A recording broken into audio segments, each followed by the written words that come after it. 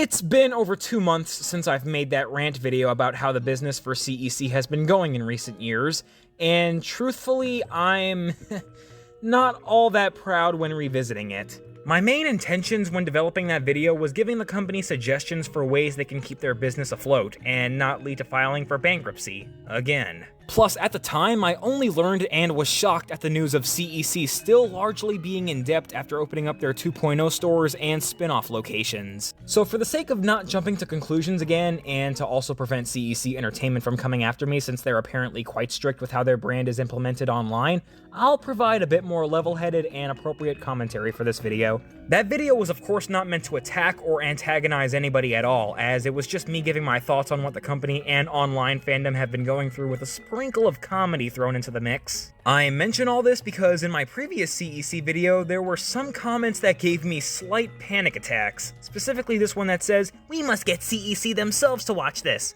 And in addition, they also posted a community tab that promotes my video. Look, as much as I appreciate enthusiasm like this, please don't send them the video. As someone who actually wants to work at a Chuck E. Cheese at any given point, assuming they ever find a way out of their current crisis, I beg of you, don't let that video grab their attention. I've been supporting this mouse since I was born. Okay, not really, but considering how long he stuck with me, he almost feels like a family member. Luckily, nothing bad has actually happened, but we're unfortunately at a point in time where most people, and yes, even big companies, think any form of criticism is done out of hate, when that couldn't be more incorrect. We just want what's best for the brands that we support, so we just like to do the best we can to get it out there. If only Sonic fans knew that well.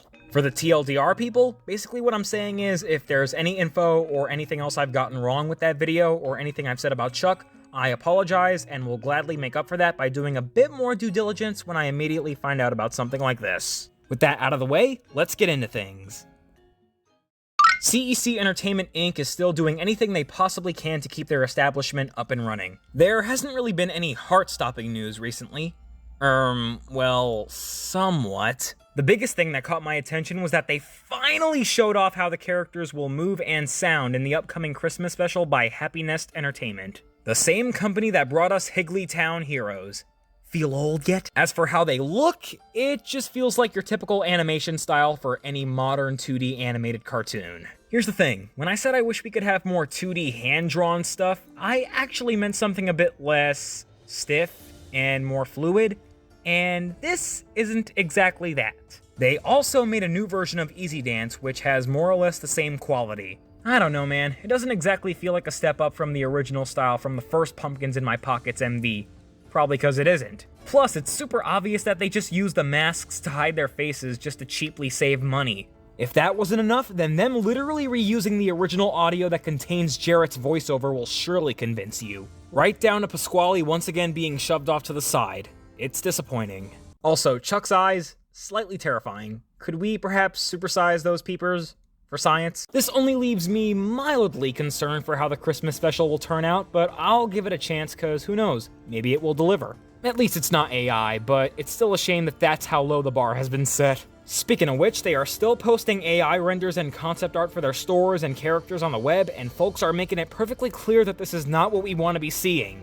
As for the voice acting, well, all I can say is that it's starting to become pretty clear that the company doesn't exactly seem to care all that much how Chuck sounds anymore.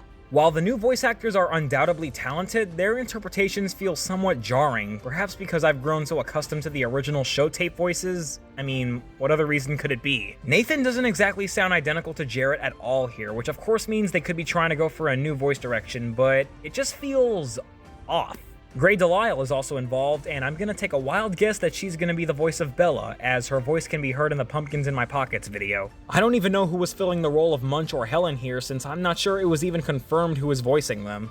We also got an update on why Jarrett isn't voicing Chucky in any of the new animated stuff. Turns out the company involved with this project wanted to do some slight reinterpretation of the cast. Same thing that went on with Sonic Prime. Well, at least he was informed about it before they went on to make this decision, which is more than I can say for Duncan. Now let's talk about their upcoming second spin-off store called Chuck E. Cheese Adventure World. The only location slated to open next month is in Arlington, Texas, a strategic choice given Texas is home to their official corporate headquarters. The store will basically be an indoor park for children that contains slides, trampolines, and of course arcade cabinets. So basically the same thing as the already existing 2.0 stores, but with DLC, if you will. Now on paper, this is a brilliant concept. The problem though, is the presentation and execution itself. What have they been using to promote their new spin-off store? You guessed it, AI art.